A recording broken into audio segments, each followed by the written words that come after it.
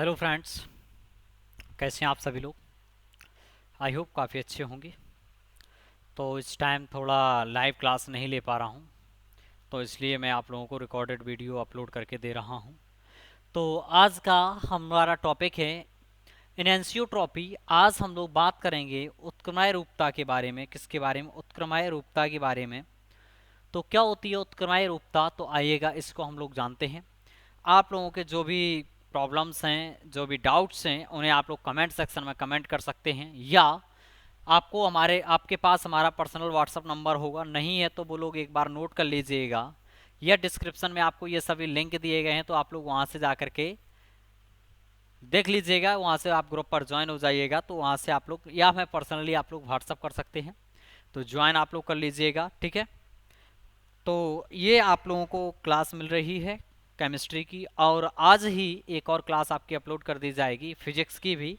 ठीक है। तो आप लोग हमारे साथ बने रहिएगा, और आज से आप लोगों की फिजिक्स की भी शुरुआत हो जाएगी। तो चलिएगा, आइएगा हम लोग डिस्कशन करते हैं उत्क्रमण रूपता यानी कि एनेंशियोट्रॉपी के बारे में। किसके बारे में? एनेंशियोट्रॉपी क्या होती है। तो आइएगा देखते हैं। कोई पदार्थ यदि एक से अधिक क्रिस्टलीय रूपों में पाया जाता है, तो कोई पदार्थ है अगर हमारा वह क्रिस्टलाइन फॉर्म में पाया जा रहा है। किस फॉर्म में पाया जा रहा है? क्रिस्टलाइन फॉर्म में पाया जा रहा है। जिनके भौतिक गुणों में अंतर हो, जिनकी किसमें? फिजिकल प्रॉपर्टीज में अंतर हो।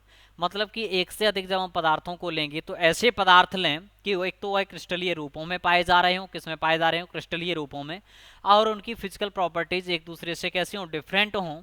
तो इस घटना को ही हम लोग क्या कहते हैं? पॉलीमॉर्फिज्म कहते हैं। बहुरूपिता के नाम से जानते हैं। किस नाम से जानते हैं? बहुरूपिता के नाम से इसे हम जानते हैं।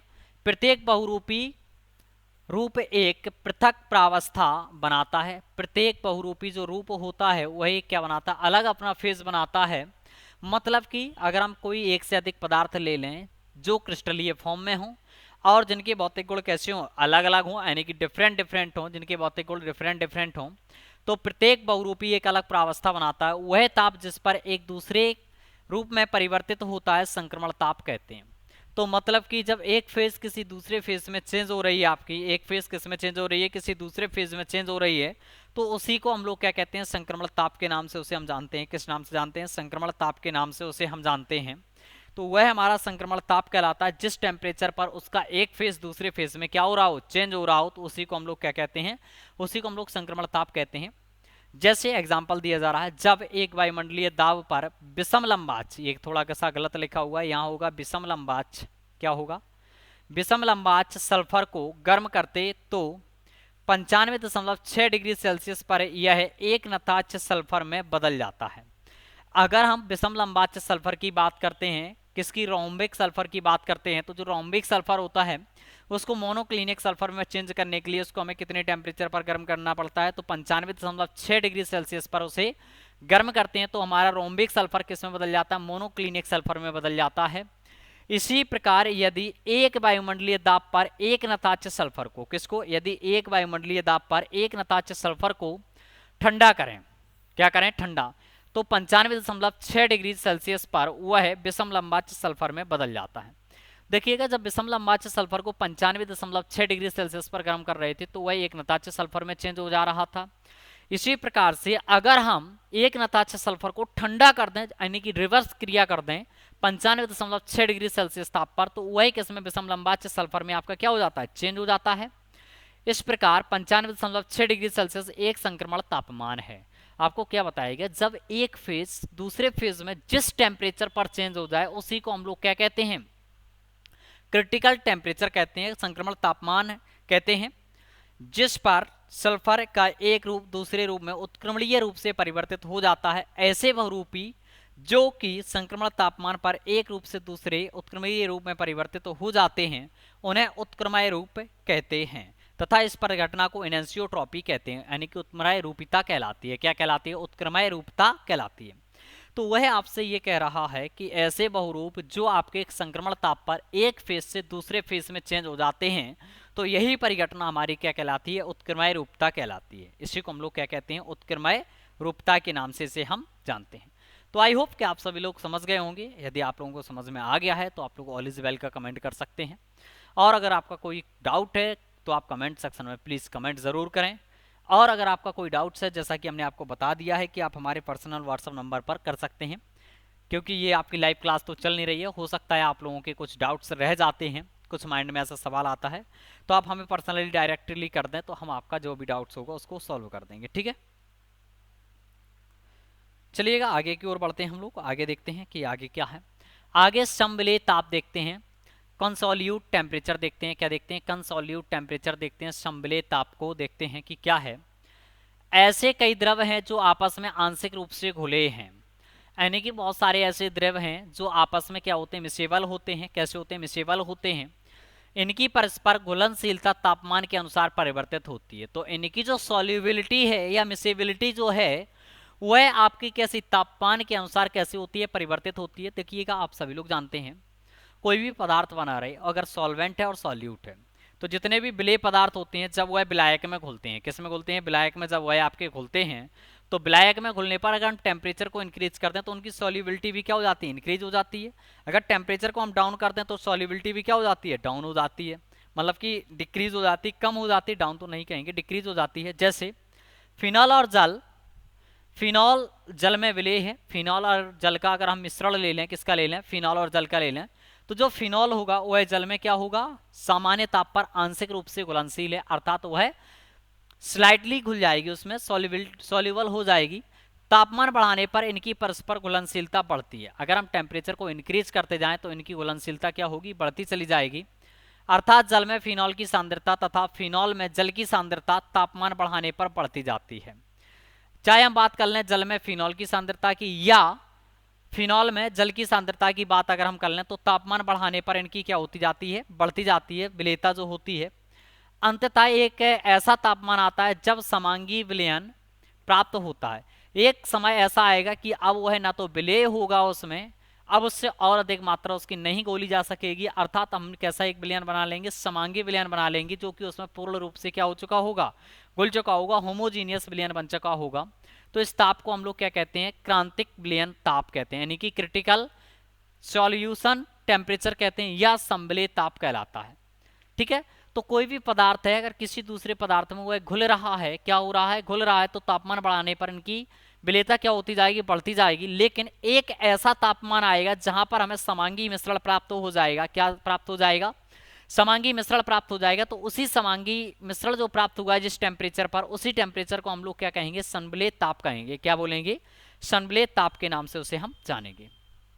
आई होप कि आप सभी लोग इस बात को समझ गए होंगे। आगे की ओर हम बढ़ते हैं और अब आगे देखते हैं हम लोग, नेक्स्ट पॉइंट है हमारे पास सर्वांग समगलनांक। क्या है, नेक्स्ट पॉइंट है हमारे पास सर्वांग समगलनांक। तो आइएगा इस चीज को देखते हैं, सर्वांग समगलनांक क्या है हमारे पास। तो कॉन्ग्रेंट मेल्टिंग पॉइंट है, क्या है, कॉन्ग्रेंट मेल्टिंग पॉइंट है आपके पास। तो आइएगा देखते हैं। तो वह स्थिर तापमान जिस पर कोई ठोस यौगिक तीक्ष्णता से पिघलकर एक ऐसा द्रव बनाता है जिसका संगठन ठोस के समान होता है, सर्वांगसम ताप कहलाता है। हम कोई एक ऐसा पदार्थ ले लें जो मेल्ट हो करके, क्या हो करके, मेल्ट हो करके उसका जो संगठन होगा, यानी कि जो पिघला हुआ द्रव होगा वह किसके समान हो, ठोस के समान ही हो, किसके समान हो, ठोस के समान ही हो। तो इसी को हम लोग क्या कहते हैं, सर्वांगसम गलनांक के नाम से जानते हैं। किस नाम से जानते हैं, सर्वांगसम गलनांक के नाम से जानते हैं। जैसे एग्जाम्पल की बात करें, माना ए बी दो घटक हैं जो योग करके ठोस यौगिक ए बी बनाते हैं। क्या बनाते हैं, ए और बी अलग अलग आपके पास दो घटक हैं, ए एंड बी आपके पास दो अलग अलग घटक हैं। तो ए प्लस बी जो है आपस में मिलकर के आपका क्या बनाते हैं, तो ये आपस में मिलकर के आपका एक ए बी बनाते हैं। इस तंत्र में तीन ठोस प्रावस्थाएं ए बी तथा ए बी होती हैं, मतलब कि ये भी आपका सॉलिड है और ये भी आपका सॉलिड है, और ये जो आपके पास प्रोडक्ट बन रहा है ये भी क्या है, सॉलिड है। तो इस प्रकार से सर्वांगसम जो गलनांक है वह आपसे ये कहा जा रहा है कि हम कोई एक ऐसा पदार्थ ले लें जो मेल्ट हो करके द्रव जो विलयन बने वह भी किस अवस्था में हो, ठोस अवस्था में हो, किस अवस्था में हो, ठोस अवस्था में हो। तो उसी को हम लोग किस नाम से जानते हैं, सर्वांगसम गलनांक के नाम से जानते हैं। उसे किस नाम से जानते हैं, सर्वांगसम गलनांक के नाम से उसे हम जानते हैं। तो आई होप कि आप सभी लोग समझ गए होंगे, इस बात को अंडरस्टैंड कर चुके होंगे। आगे देखते हैं हम लोग, आगे हमारे पास गलन क्रांतिक ताप या गलन क्रांतिक बिंदु क्या है। गलन क्रांतिक बिंदु को हम लोग देखते हैं कि क्या होता है। यूट्रिक पॉइंट इसे कहते हैं, क्या कहते हैं, यूटैक्टिक पॉइंट कहते हैं, यूटैक्टिक पॉइंट। आइएगा देखते हैं। गलन क्रांतिक से आशय है यौगिक का आसानी से पिघलना, दो घटक तंत्र के प्रावस्था आरेख का वह बिंदु जिसमें ठोस ए और ठोस बी तथा उनके विलयन के मध्य साम्य रहता है। तो देखिएगा इसका उल्टा हो जाएगा जो अभी हम लोगों ने देखा हुआ है कि जो हमारे पास ए बी था वह सॉलिड प्रकार का था। किस प्रकार का था? जो हमारे पास ए बी था, अगर हम इसको मेल्ट कर दें, क्या करते हैं, मेल्ट कर दें, तो जो ए और बी प्राप्त हो ये भी हमें किस अवस्था में प्राप्त हो जाएं, सॉलिड फेज में प्राप्त हो जाएं। किस फेज में प्राप्त हो जाएं? सॉलिड फेज में प्राप्त हो जाएं। और इनके विलयन के मध्य क्या आ जाए? साम्य अवस्था आ जाए। क्या आ जाए? इनके और इनके विलयन के मध्य हमारे पास क्या आ जाए? साम्य अवस्था आ जाए। कुछ इस प्रकार से साम्य क्रिएट हो जाए तथा मिश्रण का गलनांक न्यूनतम होता है। तो जो आपके पास मिश्रण प्राप्त हुआ है उसका गलनांक कैसा होता है? न्यूनतम होता है। तो उसी को हम लोग क्या कहते हैं? गलन क्रांतिक बिंदु कहलाता है। इसे हम लोग कैपिटल ई के द्वारा रिप्रेजेंट करते हैं। तो यही हमारा क्या कहलाता है? गलन क्रांतिक बिंदु ई कहलाता है। गलन क्रांतिक बिंदु ई कहलाता है। गलन क्रांतिक बिंदु पर मिश्रण के संगठन को गलन क्रांतिक संगठन कहते हैं। क्या कहते हैं? जो क्रांतिक बिंदु पर मिश्रण का जो भी संगठन हमें प्राप्त होगा, जो ए और बी का हमें मिश्रण प्राप्त हो रहा है, जिस टेम्परेचर पर हमें प्राप्त हो रहा है उसी के संगठन को हम लोग क्या कहेंगे? गलन क्रांतिक संगठन कहेंगे। तथा उस बिंदु पर जो तापमान होता है उसे गलन क्रांतिक तापमान के नाम से जानते हैं। और जिस टेम्परेचर पर यह प्रोसेस चल रहा होता है इसे हम लोग किस नाम से जानते हैं? गलन क्रांतिक तापमान के नाम से जानते हैं। किस नाम से जानते हैं? गलन क्रांतिक तापमान के नाम से इसे हम जानते हैं। तो आई होप कि आप सभी लोग समझ गए होंगे। तो गलन क्रांतिक ताप पर तीन प्रावस्थाएं होती हैं तथा स्वतंत्रता की कोटि जो डिग्री ऑफ तथा स्वतंत्रता को कोटि शून्य होती, तथा स्वतंत्रता की कोटि कितनी होती है? शून्य होती है। यदि ताप या संगठन में परिवर्तन करते हैं तो एक प्रावस्था गायब हो जाती है। अगर हम इसके किसमें ताप या संगठन में क्या करते हैं? परिवर्तन करते हैं, ताप में या संगठन में परिवर्तन करते हैं, तो इसमें से चाहे ये वाली अवस्था गायब हो सकती है या ये वाली प्रावस्था आपकी गायब हो सकती है या ये भी गायब हो सकती है। तो इन तीन में से कोई एक प्रावस्था आपकी क्या हो जाएगी? गायब हो जाएगी। तो आप लोग समझ गए होंगे कि गलन क्रांतिक ताप या गलन क्रांतिक बिंदु क्या होता है। ठीक है, तो हम क्या करें, कोई एक ऐसा पदार्थ ले लें जिसको हम लोग दो अलग अलग प्रावस्थाओं में बांट लें, तोड़ लें उसे। तोड़ने पर क्या है, जो प्रावस्थाएं आपको प्राप्त हों वह आपके सॉलिड के सॉलिड फेस में ही रहें और उनके मध्य क्या हो जाए? एक साम्य क्रिएट हो जाए। क्या हो जाए? तो ये जो साम्य क्रिएट हो और ये जो आपको मिश्रण प्राप्त हो रहा है, क्या प्राप्त हो रहा है? मिश्रण। इसका गलनांक कैसा रहेगा? न्यूनतम रहता है। इसी का गलनांक कैसा रहता है? न्यूनतम रहता है। तो इसी को हम लोग क्या कहते हैं? गलन क्रांतिक बिंदु के नाम से जानते हैं। किस नाम से जानते हैं? गलन क्रांतिक बिंदु के नाम से जानते हैं। तो गलन क्रांतिक बिंदु पर मिश्रण के संगठन को गलन क्रांतिक संगठन कहते हैं तथा उस बिंदु पर जो तापमान होता है उसे उस गलन क्रांतिक तापमान के नाम से जानते हैं। ठीक है, तो आई होप कि आप सभी लोग समझ गए होंगे कि आपका क्या होता है गलन क्रांतिक बिंदु। आगे की ओर बढ़ते हैं। नेक्स्ट पॉइंट है हमारे पास त्रिक बिंदु। क्या है? ट्रिपल पॉइंट को देखते हैं कि ट्रिपल पॉइंट आपका क्या होता है, किस प्रकार से इसको हम लोग देखते हैं। तो नेक्स्ट है हमारे पास ट्रिपल बिंदु। त्रिक बिंदु क्या होता है? तो इस त्रिक बिंदु के देखते हैं। वह बिंदु जिसमें एक पदार्थ की तीनों प्रावस्थाएं ठोस, द्रव, गैस साम्य में रहती हैं। देखिएगा, अगर हम आपसे बात करें कि जैसे कि आइस है हमारे पास, क्या है? आइस है। अगर उस आइस को हम लोग क्या कर दें? मेल्ट कर दें, गर्म करें, तो उसको आइस को जब मेल्ट करेंगे तो देखो मेल्ट होने से पहले वह किस फॉर्म में थी? तो मेल्ट होने से पहले वह सॉलिड फॉर्म में है। जब वह मेल्ट हो रही है तो वह लिक्विड फॉर्म में चली जाएगी और मेल्ट होकर के और उसको हम फ्लेम देते जा रहे हैं, फ्लेम देते जा रहे हैं। जब उसको हम फ्लेम पर फ्लेम देते जाएंगे तो वह किस अवस्था में चली जाएगी? तो वह वाष्प अवस्था में चली जाएगी। तो वहां पर देख सकते हैं आप ठोस, द्रव, गैस आपके तीनों कैसे हैं? साम्य में हैं। त्रिक बिंदु कहलाता है। त्रिक बिंदु पर तंत्र का ताप और दाब का मान निश्चित होता है। देखिएगा, इसको एक हम फिक्स टेम्परेचर और फिक्स प्रेशर पर क्या करते हैं? चेंज करते हैं। मान फिक्स होता है। इनका बदलने पर कोई एक प्रावस्था गायब हो जाती है। तो देखो, जब हम आइस को पिघला रहे हैं तो पिघलाने पर वह लिक्विड में चेंज हो रही है, तो आइस आपका चेंज हो चुका है, मतलब कि सॉलिड आपका लिक्विड में चेंज हो चुका है। या आप लिक्विड को इवेपोरेट कर दें, ज़्यादा हीट कर दें, तो हीट करने पर वह आपका किस में चेंज हो जाएगा? तो वह आपका वेपर में चेंज हो जाएगा। तब वहाँ पर आपके लिक्विड फेज गायब हो जाएगा। क्या गायब हो जाएगा? लिक्विड फेज गायब हो जाएगा। जैसे एग्जाम्पल दिया गया, जल तंत्र में ताप बढ़ाने पर बर्फ पिघलकर द्रव बनाने लगती है और द्रव का ताप तब तक नहीं बढ़ता जब तक कि सारी बर्फ जल में परिवर्तित नहीं हो जाती।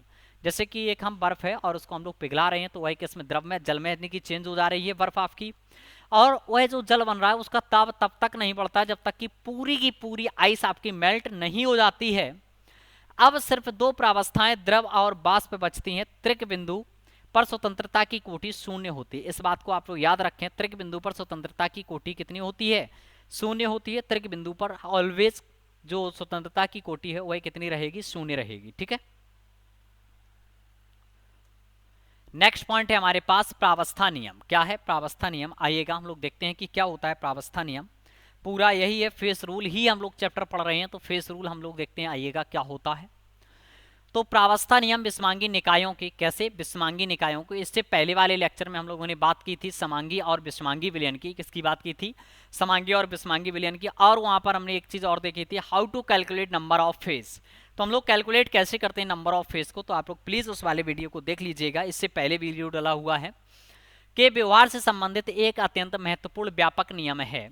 यह विषमांगी निकायों के रिलेशन में एक ऐसा बहुत महत्वपूर्ण नियम है। सामान्य रूप से यह कहा जा सकता है कि प्रावस्था नियम के अनुप्रयोग से आरेख द्वारा गुणात्मक रूप से साम्यावस्था में आए हुए विषमांग निकाय पर, तो हमारे पास कोई भी एक विलयन है और वह किस अवस्था में है? तो वह अभी आपका विषमांग निकाय में है। किसमें? विषमांग निकाय में है। पर दाब, ताप और सांद्रण में परिवर्तन के प्रभाव की व्याख्या की जा सकती है। तो प्रावस्था के द्वारा हम लोग क्या लेंगे? कोई एक विषमांगी पदार्थ होगा। क्या होगा? विषमांगी पदार्थ होगा। और उसमें हम लोग किसको? प्रेशर को, टेम्परेचर को एंड कंसंट्रेशन में चेंज जो है उसके द्वारा हम लोग उसको व्यक्त कर सकते हैं। समस्त विषमांग साम्यावस्थाओं को नियंत्रित करने वाले इस संबंध की खोज सर्वप्रथम अमेरिकी भौतिकविद बिलर्ड गिब्स ने की थी। किसने की थी? बिलर्ड गिब्स ने की थी। गिब्स का प्रावस्था नियम ऐसे दोषों तथा बंधों से मुक्त है जो द्रव की रचना की प्रकृति के बारे में संकल्पनात्मक अभिग्रहितों पर आधारित भौतिक रसायन के अन्य सामान्यकरणों में अनिवार्यता मिलते हैं। इसे गणितीय रूप में निम्न प्रकार से व्यक्त किया जा सकता है। तो देखिएगा यहाँ पर जो हमारे अमेरिकी भौतिकविद थे बिलर्ड गिब्स ने की थी इसकी फेज नियम की। किसकी? फेज नियम की किसने की हुई थी?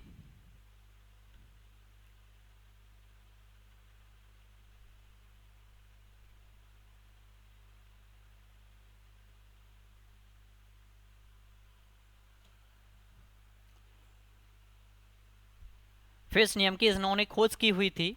तो इन्होंने बताया कि जो फेज है उनको हम लोग मैथमेटिकली फॉर्म में किस प्रकार से लिख सकते हैं। तो इन्होंने एक फॉर्मूला बताया, F is equal to C minus P plus two. या हम लोग P को जब इस साइड लेकर के आएंगे तो ये प्लस में हो जाएगा, तो क्या हो जाएगा? F plus P is equal to C plus two.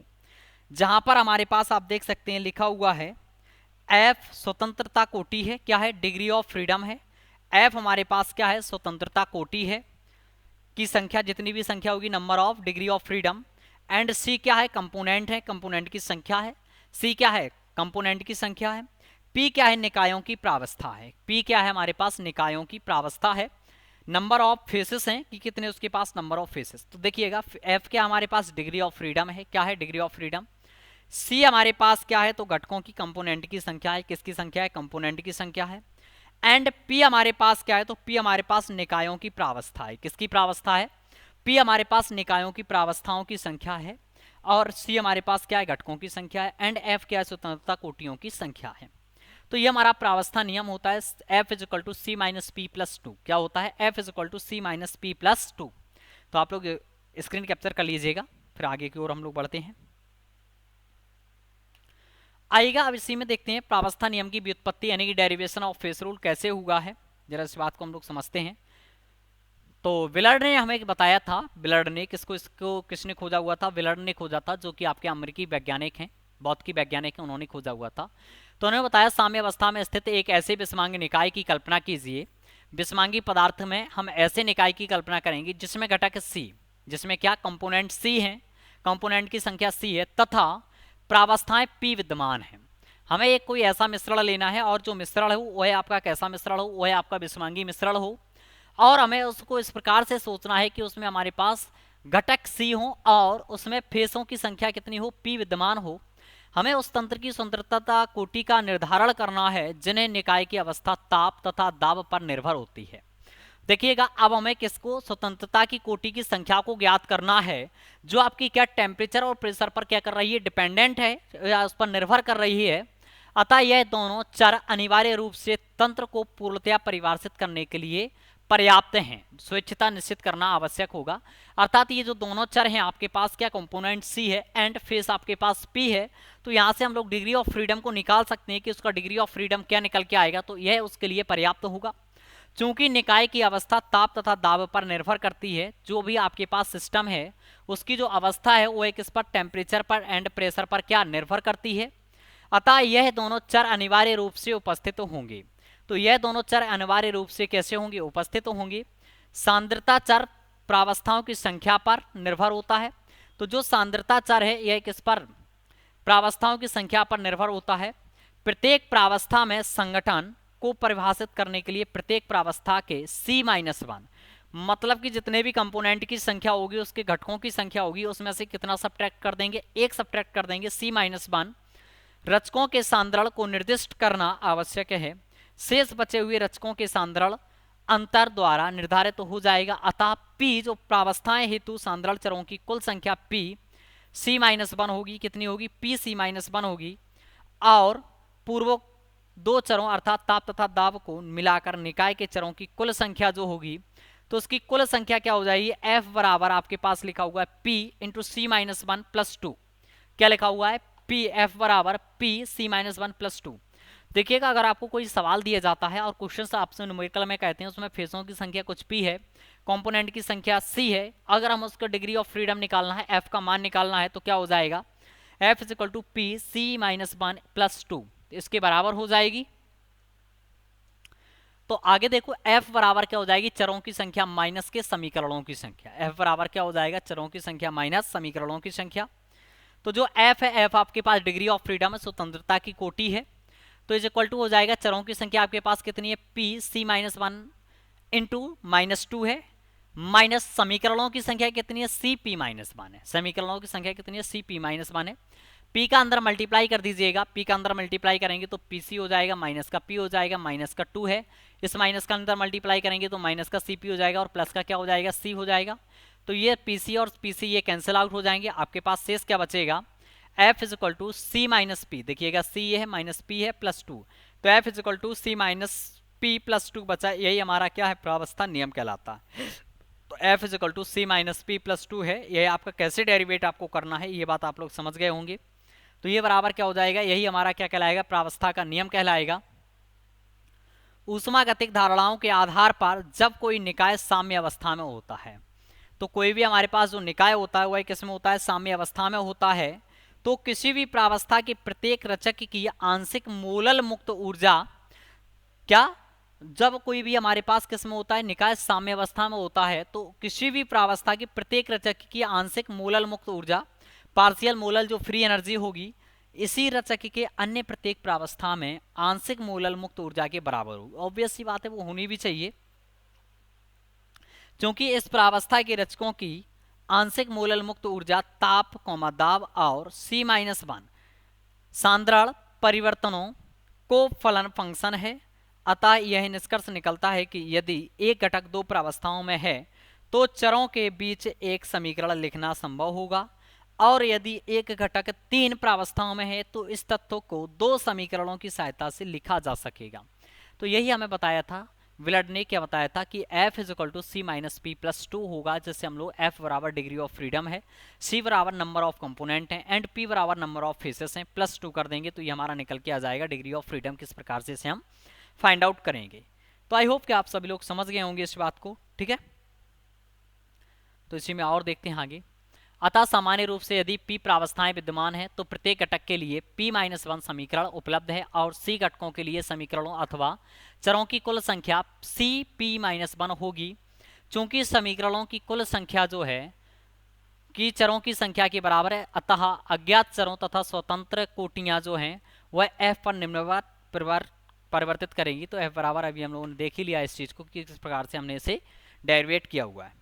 तो आई होप कि आप सभी लोग इतनी बात को समझ गए होंगे, और ये जो हमारा फेज रूल चैप्टर चल रहा है इस पर लगभग 1 और 2 लेक्चर और बचे हुए हैं, इसके आफ्टर में ये चैप्टर आपका कंप्लीट हो जाएगा। तो अभी आपका नवरात्रि चलने की वजह से आपकी लाइव क्लासेस नहीं हो पा रही है मॉर्निंग टाइम पर, जो कि 9 बजे हुआ करती थी। तो अभी आपको रिकॉर्डेड वीडियो हमारे द्वारा प्रोवाइड करवाए जा रहे हैं, अपलोड कर दिया जाएगा ये तो आप लोग रिकॉर्डेड वीडियो को देखिएगा। अगर आपको कोई समस्या आती है तो आप स्क्रीन का शॉट लेकर के हमारे पर्सनल नंबर पर व्हाट्सअप कर दीजिएगा, ठीक है। और यदि कोई फर्स्ट टाइम विजिट कर रहा है चैनल पर तो आपको डिस्क्रिप्शन में लिंक दिए गए हैं, तो आप वहाँ से सारी चीज़ों को देख सकते हैं। Okay, thank you for today, all the best, have a nice day, जय हिंद, जय भारत।